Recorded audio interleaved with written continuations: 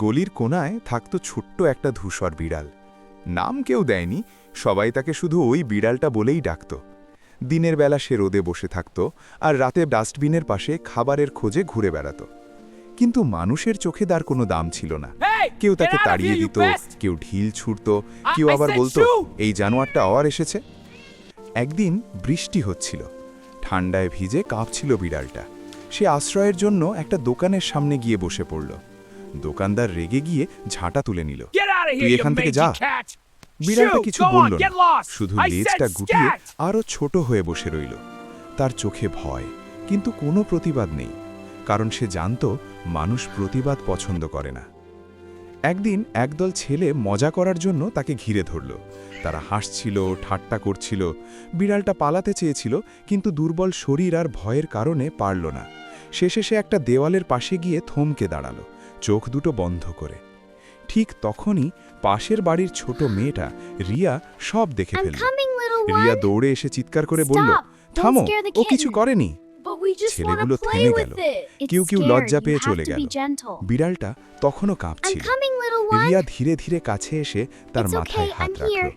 ভয় পেও না, তুমি নিরাপদ। সেদিন রিয়া বিড়ালটাকে নিজের বাড়ির বারান্দায় নিয়ে গেল। একটু দুধ দিল, পুরনো কাপড় দিয়ে শুকিয়ে দিল। বিড়ালটা প্রথমবারের মতো মানুষের স্পর্শে ভয় না পেয়ে চোখ বন্ধ করল। পরের দিন গলির মানুষরা কথা বলতে লাগল, ওই মেয়েটা বিড়ালটা রেখেছে, ওর তো কোনো ক্ষতি করেনি আসলে। ধীরে ধীরে গলির মন বদলাতে লাগল। কেউ কেউ খাবার রেখে যেতে শুরু করল, কেউ আর ঢিল ছুঁড়ল না। বিড়ালটা কথা বলতে পারে না, কিন্তু তার নীরব সহ্য করা কষ্ট মানুষকে একটা প্রশ্ন রেখে গেল।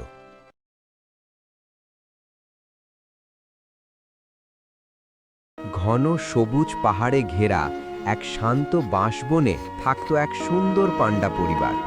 বাবা পান্ডা, মা পান্ডা আর তাদের ছোট্ট ছেলের নাম লুনলুন। লুনলুন ছিল খুবই চঞ্চল, সবসময় দৌড়ায়, গড়াগড়ি খায় আর নতুন কিছু জানতে চায়। প্রতিদিন সকালে বাও সবাইকে নিয়ে বাঁশ কাটতে যেত। সে লুনলুনকে বলতো, বাঁশ শুধু আমাদের খাবার না, এটা আমাদের জীবন। লুনলুন মন দিয়ে শুনত, কিন্তু মাঝে মাঝে বাঁশের বদলে প্রজাপতির পেছনে দৌড় দিত। মা মেয়ে ছিল খুব যত্নশীল।